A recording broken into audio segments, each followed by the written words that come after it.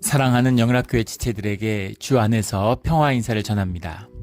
오늘은 2023년 4월 21일 금요일입니다. 오늘의 묵상 본문은 역대상 22장 1절로 19절까지의 말씀입니다. 오늘 본문 말씀 22장 1절부터의 말씀은 이렇게 시작합니다. 다윗이 이르되 이는 여호와의 하나님의 성전이요 이는 이스라엘의 번제단이라 하였더라. 우리 어저께 나누었던 그 말씀, 그 오르난의 타작마당에서의 주님의 임재, 또 주님 앞에 드렸던 그 예배의 자리죠. 마치 그 야곱이 베델에서 주님께 예배하는, 아무것도 가지지 못하고 집을 나온 빈털터리의 청년, 한치 앞을 내다볼 수 없었던 야곱이 하늘의 사다리, 하늘로 오르는 사다리와 천사들을 보고 이곳에 하나님이 계시는구나. 그리고 그곳에 자기가 배구자던 돌기둥을 세워서 기름을 붓고 주님께 예배하는 베델이죠. 그런 것처럼 여기 이스라엘 가운데 주님의 성전의 자리, 이곳에 아무것도 지금 없고 타작마당이잖아요. 그런데 이곳에서 주님께 예배를 드리고 제사를 드리고 이곳이 하나님의 성전이다라고 하는 고백을 드리는 거죠. 이것이 이제 진짜 성전입니다. 성전의 참된 의미는 주님이 임재하시는 곳, 주님이 우리의 제사, 우리의 예배를 받아주시는 곳, 이곳이 성전이다라는 그 성전의 참된 의미를 말씀하고 있는 거죠. 우리 야곱의 예배, 우리 다윗의 예배를 드리는 그런 우리 몬트레 영락 공동체가 되기를 주의 이름으로 축원합니다. 주님 안에서 하나 된 것을 기뻐하는 것이 예배죠. 근데 이것이 종교화되고 기독교가 이제 기관화되니까, 종교 기관화되니까 예배가 타락하는 거죠. 예배가 무슨 절기에 맞춰서 예식을 지키는 것이 예배인 것처럼 그건 예배를 위한 준비지 그 자체가 예배는 아니죠. 그렇게 이제 변질된 것입니다. 살아있는 진짜 예배를 드리는 그런 자리. 근데 주님은 사실 어디나 계시잖아요. 모든 것이 주님의 피조물이고 주님은 무소부재하신 분인데 주님이 어디든 계시죠. 그러나 우리가 주님을 만났다고 하는 것, 주님이 여기 계셨구나라는 야곱의 고백, 주님이 여기 계셨네라는 다윗의 고백이라는 것은 주님이 우리를 만나주신 곳, 우리에게는 주님의 임재를 만난 곳입니다. 그래서 그게 중요한 거죠. 주님이 어디나 계셔. 주님이 어디 계신지 나는 몰라. 그게 무슨 의미가 있겠습니까? 내 인격이, 내 삶의 경험 가운데 주님이 만나주신 곳, 그곳이 이스라엘의 예루살렘의 성전의 시작이다라는 것을 말씀하고 있는 거죠. 그래서 그걸 회복하는 것입니다. 그걸 회복하는 것이에요. 2절부터는 이제 성전의 건축의 준비가 나옵니다. 그래서 2절에 다윗이 명령하여 이스라엘 땅에서 거류하는 이방 사람을 모으고 석수를 시켜 하나님의 성전을 건축할 돌을 다듬게 하고, 이 말씀이 이제 역사적으로 많은 논란이 되는데, 왜냐하면 이방 사람을 모으고라는 이 말씀 때문입니다. 이방 사람을 모았다는 게 도대체 무슨 뜻일까라는 거죠. 이 이방 사람이라고 하는 뜻의 의미는 이스라엘의 그 경계 안에서 살고 있는 그런 그 이방인들을 말하는 겁니다. 사실은 우리 이전에도 많이 말씀드렸지만 우리 영주권자, 퍼머넌트 레지던트, 우리 영주권자를 생각하면 돼요. 모든 권리를 다 같이 누리는 공동체 일원이죠. 그런데 태생부터 이스라엘이 아니라 이스라엘에 정착한 사람들입니다. 이 사람들을 모았다. 근데 문제는 사무엘 하에 보면 이 인원이 15만 명에 다다랐다, 이렇게 이제 기록이 되어 있어요. 그런데 아무리 이스라엘이 15만 명이 너무 많지 않느냐, 이제 이런 논란이 있는 겁니다. 그래서 그런 그 영주권자를 말하는 이제 게르라는 말인데, 그런 사람은 아닐 것이다라고 반박하는 사람도 있는데, 그렇다면 이것이 만약에 이스라엘 안에는 이방인이라고 하지만 이 사람들은 이스라엘 사람들이죠. 근데 그게 아니라면, 그렇지 않은, 그러니까 이스라엘의 지배 아래, 다윗의 지배 아래 있었던 이방인들을 모았다고 하면 하나님의 성전을 건축하는데 이방인들을 데려다가 건축을 했느냐? 그 무슨 애굽이나 뭐 바빌론의 그런 성전처럼 이방인들을 노예노동으로 그럼 세운 것이냐? 그것도 말이 안 되죠.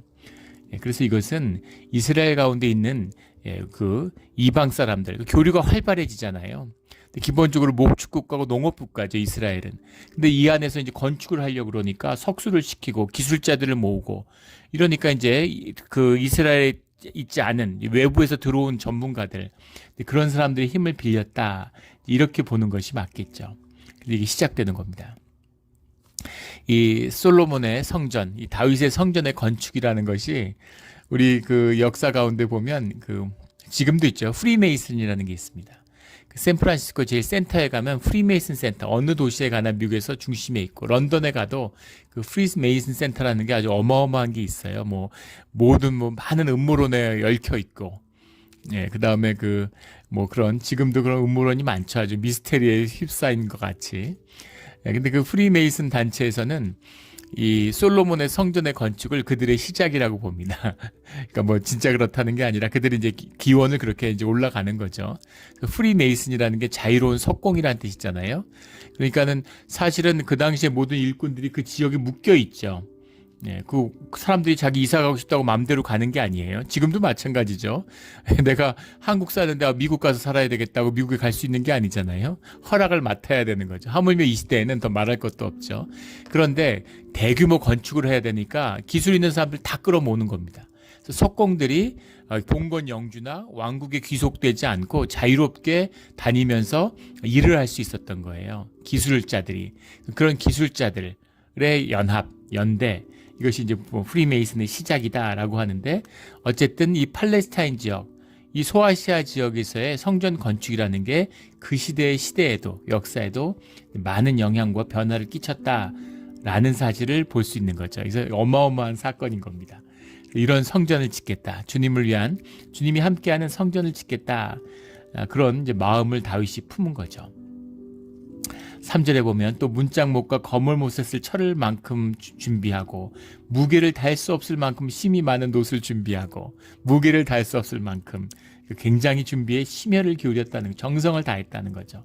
또 4절에는 백향목을 무수히 준비하였으니, 백향목이라는 게 그 시대의 최고의 그 건축 자재인데, 그런 건축 자재들을 이제 모았다는 거죠.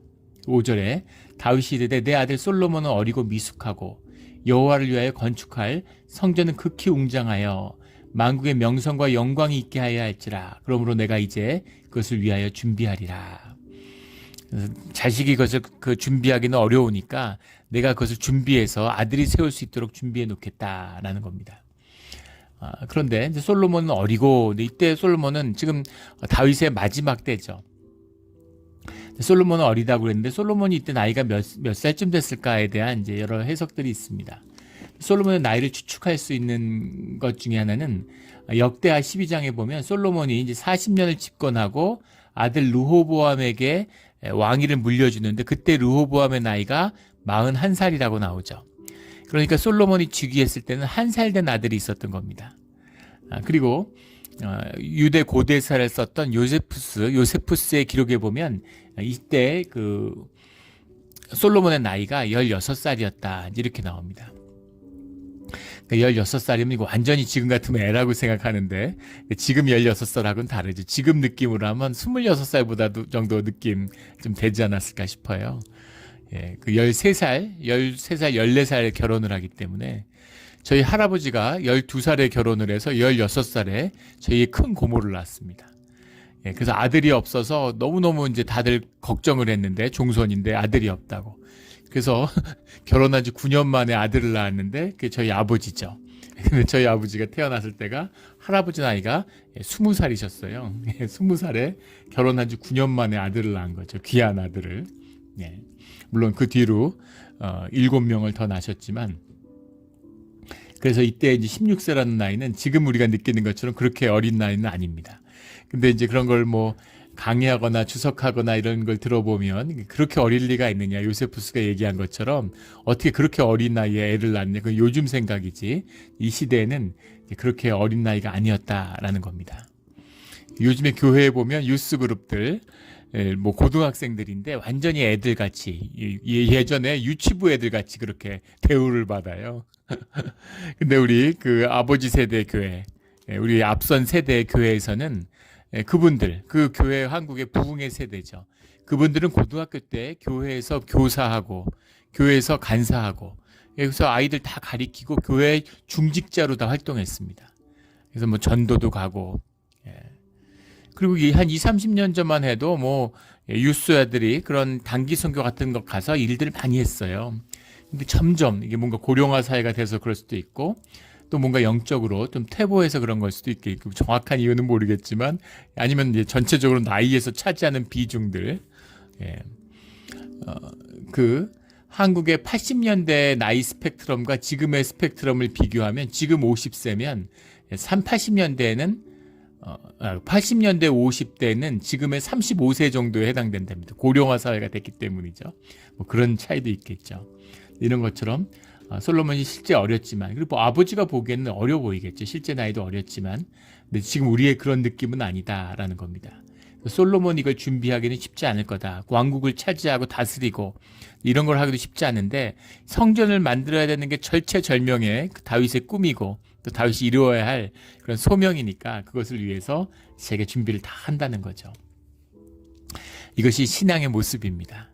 내가 열매를 보지 못해요. 내가 열매를 따지 못하지만 내 삶을 다해서 준비하는 겁니다. 내일 세상이 멸망해도 오늘 사과나무를 심겠다라고 하는 스피노자의 고백이 있죠. 철학자. 그걸 많이 뭐 이런저런 식 말로 오해하는데 그게 신앙의 고백이에요. 신앙인만 할 수 있는 이야기입니다. 내일 세상이 멸망하는데 오늘 사과나무를 심는 게 이게 말이 됩니까? 말도 안 되는 소리잖아요. 그런데 주님 안에서 믿음으로 심는 거예요. 나무가 뭐 죽든 말든 뭐 그건 주님의 몫입니다. 주님께 드리는 거죠. 내가 오늘 할 수 있는 일을 하는 겁니다. 이것이 주님의 부르심인 거죠. 그리고 육체 인간들, 인디비주얼의 인간, 내가 못 누리는데 내가 죽은 다음에 무슨 소용이야? 내가 떠나고 나면 그만이지. 육체의 인간들, 어리석은 인간들의 특징이죠. 여기선 잠깐 사는 거예요. 잠깐 이 옷을 입었다 저 옷을 입는 것. 이 방에 있다 문을 열고 저 방으로 가는 것. 이게 우리의 삶이라고 성경은 말씀하고 있죠. 그래서 내가 무엇을 얻고 못 얻고 이게 중요한 게 아닙니다. 유업이죠. 신앙이라는 것은 계속 이어가는. 그래서 나는 그것을 보지 못하지만 내 삶의 진력을 다해서 전력을 다해서 전심으로 성전을 준비해가는 것. 이것이 신앙의 길이죠. 우리의 삶 가운데 주님의 예배를, 이게 우리 예배입니다. 진짜 예배를 우리가 못 드리잖아요. 근데 그 예배를 꿈꾸고 진짜 예배를 준비하는 거죠. 그것이 주님을 드리는 예배의 일부입니다. 아직까지는 진짜가 아니니까. 아직까지는 온전한 예배가 안 되니까. 그래서 의미 없는 게 아니라 그 모든 준비의 과정들이 다 소중하고 의미 있는 것이죠. 그 한국의 그 양평 쪽에 가면 그 양평 가기 전에 그 두물머리라고 있죠. 거기에 한국의 이제 그 천주교 그 성지가 있어요. 뭐 200주년 기념으로 세운다고 지금 성당을 짓고 있습니다. 제가 그 한국에 있을 때 거기를 이제 방문한 적이 있는데 교단에서 그러니까 거기 그 주임 신부가 있어요. 그 준비하는 분이 그분은 이제 건축만 하는 신부님입니다. 그래서 수십 년 동안 거기서 건축을 준비하고 있어요. 그래서 거의 큰 기둥으로 이제 하나 세운 거죠. 근데 그 세워지면 뭐 베드로 성당보다 클 거라고 그러는데 그 성당을 준비하는 겁니다. 그래서 기둥을 하나 이렇게 세우는 거를 자기 인생의 목표로 이렇게 짓고 있대요. 그래서 한 100년 정도 지으려고 그런다는데 상당한 감동을 받았습니다. 일생을 바쳐서 주춧돌 하나에다 기둥 하나 세우는 일을 하는 거예요. 그거 하나, 일생을 다 바쳐서 기둥 하나 세우는 거. 근데 그것이 자기의 소명이고 가야 하는 길이죠. 그렇게 기둥을 하나하나 세워가는 겁니다. 그렇게 성전을 세워가는 거죠. 그게 믿음의 여정이에요. 주님을 보지 않는 자들, 믿음이 없는 분들은 할 수 없는 일입니다. 그 일을 오늘 다윗이 하는 것이죠. 근데 그 사명을, 그 소명, 주님 안에서 성전을 세우고 있자는 꿈을 솔로몬을 불러서 이야기하는 겁니다. 6절부터 다윗이 그의 아들 솔로몬을 불러 이스라엘 하나님 여호와를 위해 성전 건축하기를 부탁하여 이 솔로몬을 세운 것도 주님이시죠. 말씀 가운데 받은 주님의 언약을 이 아들과 아버지로서 또 그 아들과 아버지의 언약으로 아들에게 주는 겁니다. 이게 믿음이죠. 가슴이 찡한 부분이에요. 우리 이런 믿음의 유업을 자녀에게 물려주는 그런 우리 부모 세대가 되기를, 우리들의 믿음과 신앙이 되기를 주의 이름으로 축원합니다. 이것이 모든 축복의 비밀인 것을 다윗이 알고 또 솔로몬이 그것을 주님 안에서 알 거라고 이제 믿고 기대하는 것이죠. 솔로몬은 사실 이 꿈을 이루지 못했죠. 무슨 나라가 잘 살고 뭐 솔로몬의 왕국이 강대했고 뭐 이게 아닙니다. 뭐 강대하면 바벨론보다 강대했겠습니까? 애굽보다 강대했겠습니까? 로마보다 강대하겠습니까? 그런 얘기를 하려는 게 아니잖아요. 그게 무슨 주님의 축복이, 주님의 물론 축복이지만 그게 무슨 주님의 영광을 드러내는 일이겠습니까? 하나님의 성전을 이룬, 하나님과 하나 되고 하나님의 아버지가 되고 솔로몬은 그의 아들이 돼서 하나님의 왕국을 이 땅에 이루고자 하는 그런 주님의 꿈, 다윗의 꿈, 그것이 솔로몬의 꿈이 되기를 바랬는데 솔로몬이 그 꿈을 이루지 못하죠. 그 꿈이 성취되는 것은 예수 그리스도를 통해서입니다. 그 예수 그리스도가 그 하나님과 우리가 맺은 언약의 꿈, 성전의 꿈, 그 꿈을 이루어 주신 거죠. 주님과 우리가 하나 된다는 것이 무엇인가 하는 그 꿈을 우리에게 이루어 주신 그 은혜를 늘 기억하며 그 꿈을 이루어가는, 또 그 꿈을 보는 우리 모두가 되기를 주의 이름으로 축원합니다. 8절에 다윗이 솔로몬에게 이야기하는데 내가 하나님 여호와 이름을 위하여 성전을 건축할 마음이 있었으나 8절에 여호와의 말씀이 내게 임하여 이르시되 너는 피를 심히 많이 흘렸고 크게 전쟁하였느니라. 내가 내 앞에서 땅에 피를 많이 흘렸은즉 내 이름을 위하여 성전을 건축하지 못하리라. 그 사무엘 하에 나오는 나단 선지자를 통해서 증거된 말씀이죠. 피를 많이 흘렸기 때문에 내 이름을 위하여 성전을 건축하지 못한다. 그러니까 정말 이게 일생의 소원이고 꿈인데 정말 뼈아픈 말씀이죠. 근데 이 말씀을 선한 것으로, 좋은 것으로 받아들입니다. 이게 또 다윗의 믿음이에요. 다윗의 믿음입니다. 그러니까 다윗이 하나님이 좋아하는 믿음의 사람인 거죠. 막 짓게 해주세요. 어떻게든 짓고 싶고 이런 게 어디 있습니까? 내가 지어야 되겠습니다. 이러지 않고 받아들이는 거죠. 그 주님, 나는 모르겠습니다. 나는 믿음으로 짓겠습니다. 이건 믿음이 아니죠. 이건 신앙이 아닙니다. 주님이 너는 못 짓는다. 그러니까 그걸 받아들이는 거예요. 땅에 피를 많이 흘렸은즉 다윗을 그 전사로 군인으로 불렀고 또 그 당시에 그 블레셋의 치하에서 고통받고 있었던 온갖 나라에 둘러싸여서 여기서 터지고 저기서 터지고 이스라엘의 그런 운명 속에서 태어났는데 일생을 전쟁 가운데 보낸 게 숙명이잖아요. 어쩔 수 없는 거잖아요. 그리고 그곳에서 전사 왕으로 주님이 부르셨잖아요. 그리고 주님이 함께 해주시고 하나님이 같이 싸워주셨는데 여호와 하나님이 너는 피를 많이 흘렸다 이러는 게 이게 내 탓입니까 주님? 내가 이런 세상에 태어나서 이렇게 자라는데 난세에 태어나서 전쟁 가운데 살았고 주님의 콜링으로 내가 전사 왕이 됐는데 피를 흘린 게 당연하지 않습니까? 그게 내 책입니까? 그런 얘기가 아니라는 거죠. 왜 피를 흘렸기 때문에 성전을 건축하지 못할까? 그것은 깊은 말씀입니다. 사실 우리가 그 깊은 뜻을 다 헤아릴 수 없고 알 수 없어요. 이건 주님이 인도하시는 깊은 신비죠. 근데 주님이 너는 피를 흘려서 못 짓는다. 그럼 못 짓는 거고 선한 뜻으로 받으면 되는 거예요. 원망할 필요도 없고 이유를 따질 필요도 없습니다. 또 좋게 받으면 좋은 것이 되는 것이죠. 그래서 원망이 아니라는 겁니다. 원망할 일이 아니다. 인간적인 일이 아니다라는 거죠.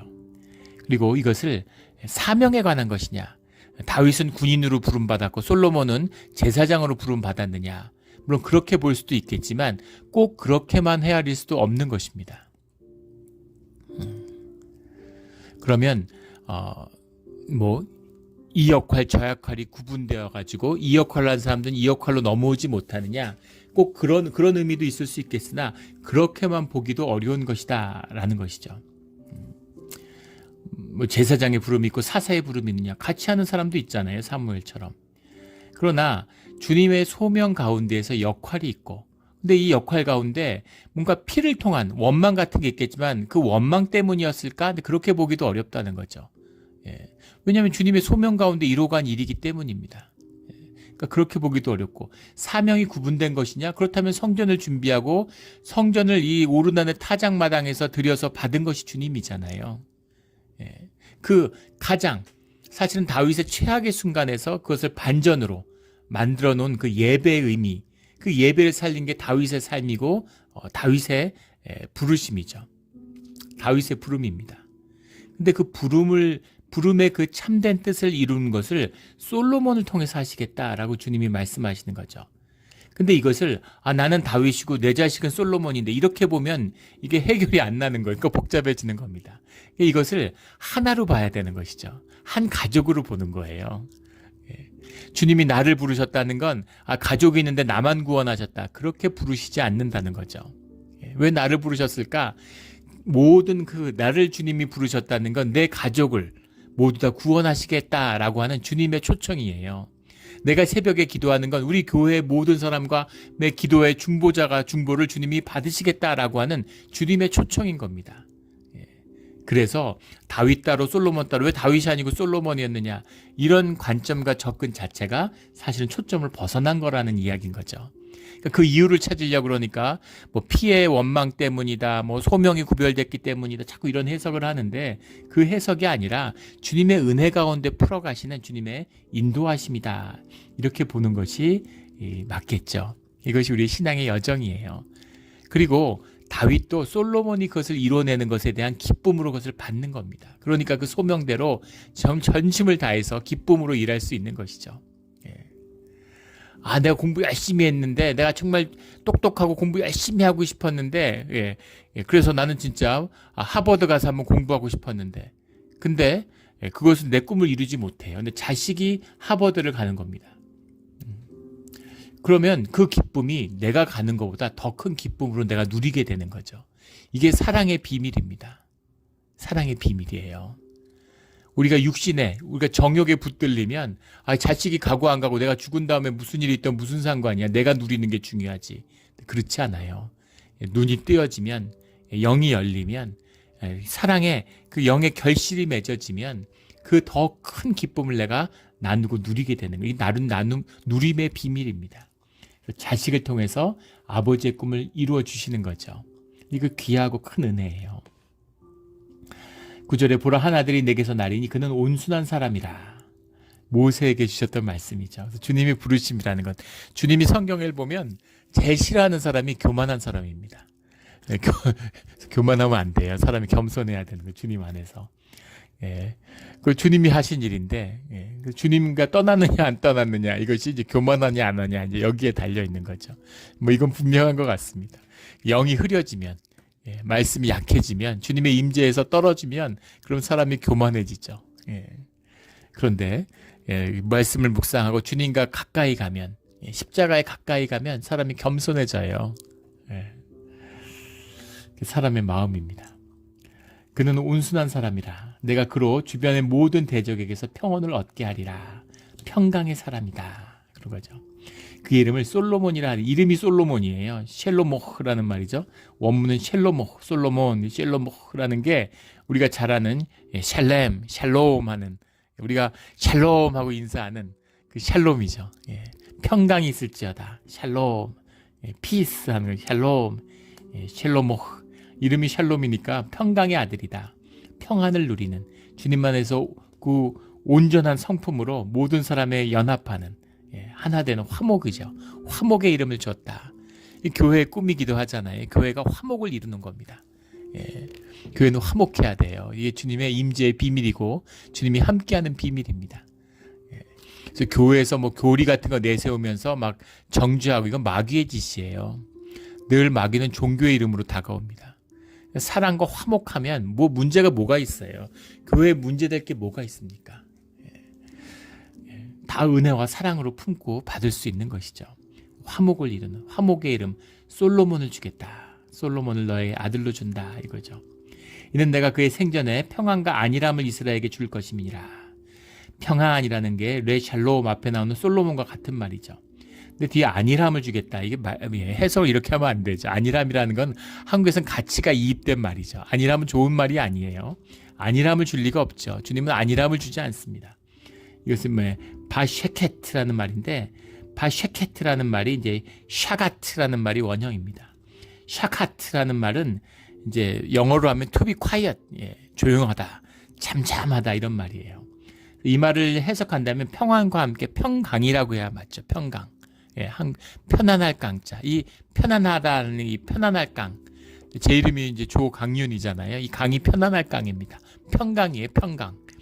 평안과 평강이죠.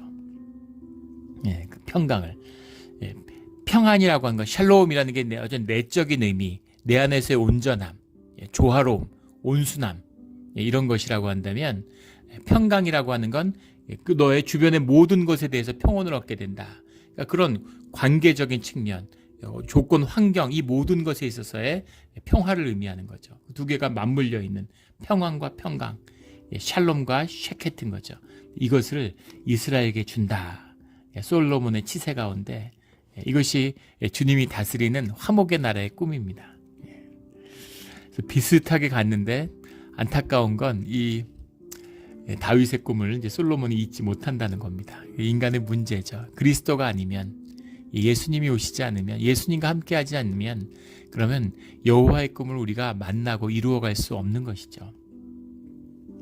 10절에 그는 내 아들이 되고 나는 그의 아버지가 되어 그 나라의 왕위를 이스라엘 위에 굳게 세워 영원까지 이르게 하리라.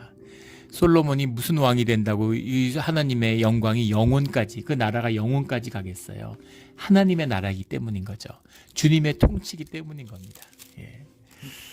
우리 영혼을 이 현상적인 이 차원에서 우리 무차원의 이 영혼을 누리는 우리 신앙의 비밀이 풀려지기를 주의 이름으로 축원합니다. 11절에 이제 내 아들아 여호와께서 너와 함께 계시기를 원하면 내가 형통하여 여호와께서 내게 대하여 말씀하신 대로 형통하다라는 말씀이 오늘 나오는데 13절에도 모든 규례와 법도를 삼가 행하면 형통하리니 신명기의 말씀의 핵심이죠. 이것을 유언으로 남기는 거예요. 주님을 믿어라. 주님과 함께해라. 주님께 기도해야 된다.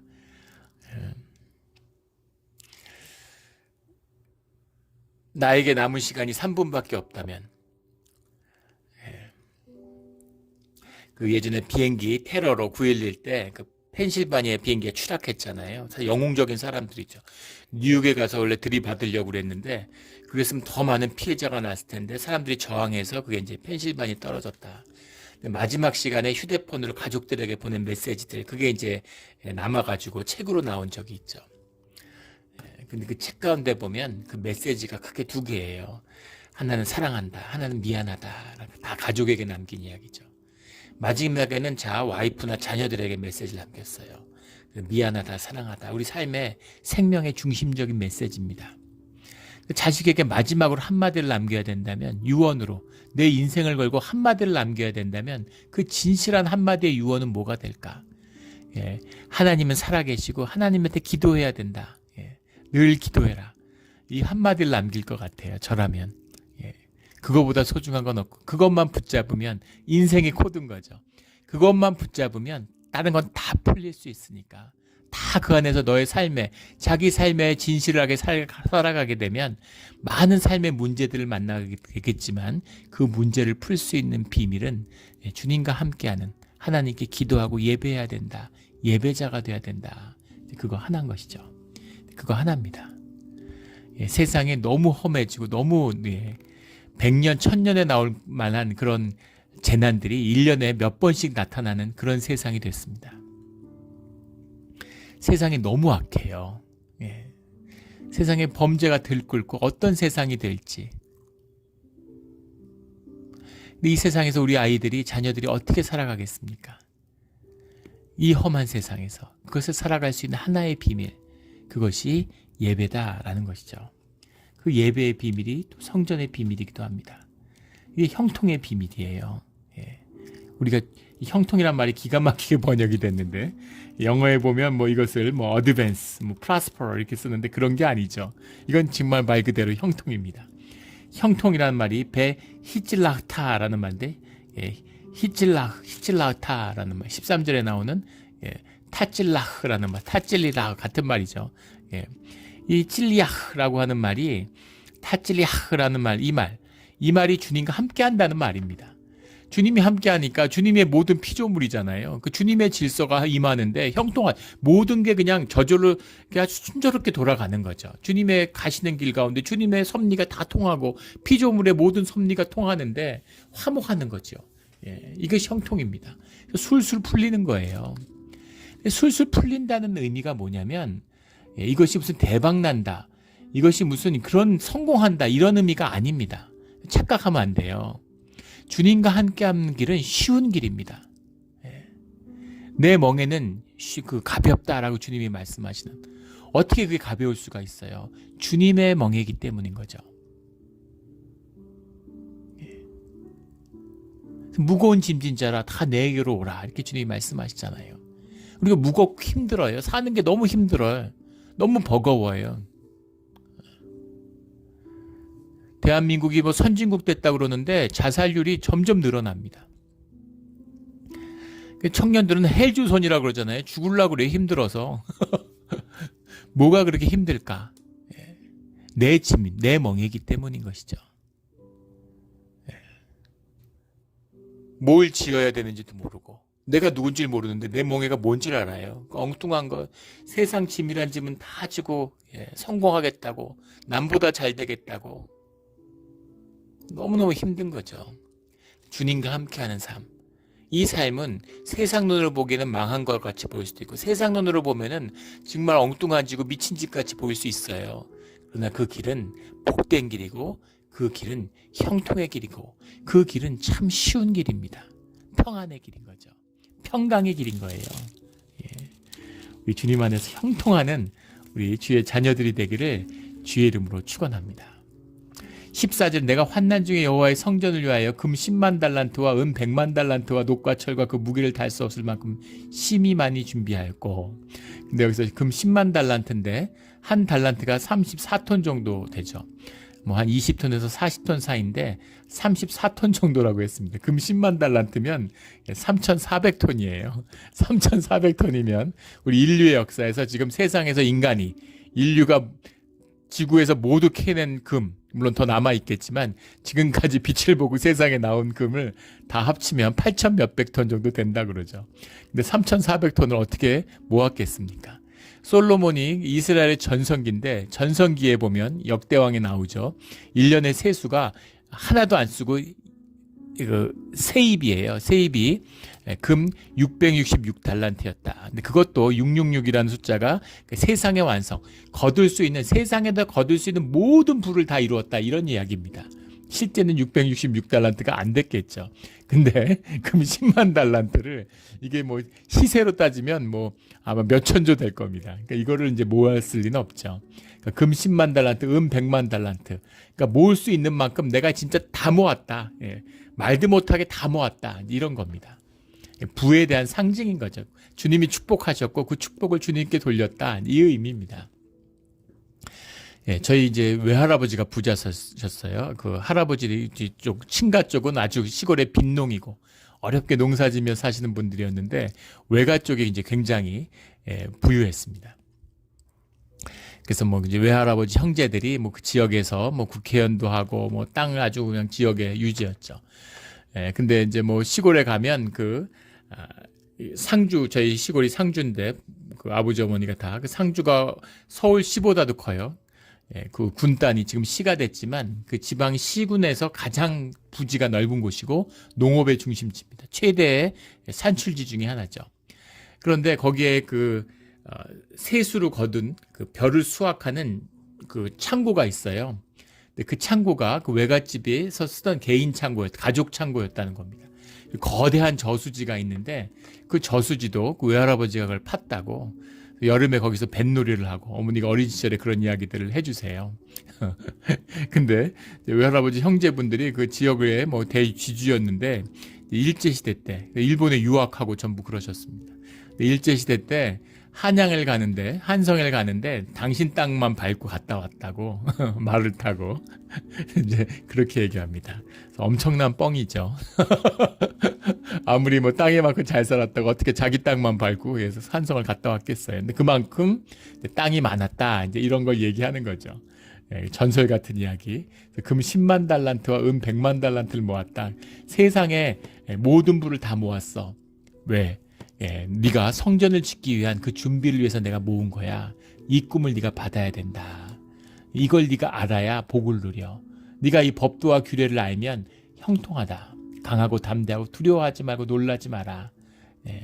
그 꿈을 가지고 그 꿈을 향해 나가라, 이런 것이죠.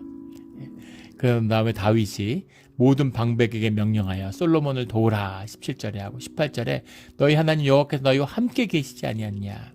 19절에 너희는 마음과 뜻을 바쳐서 너희 하나님 여호와를 구하라. 주님이 함께 하시는데 주님을 구하라고 말씀하는 거죠.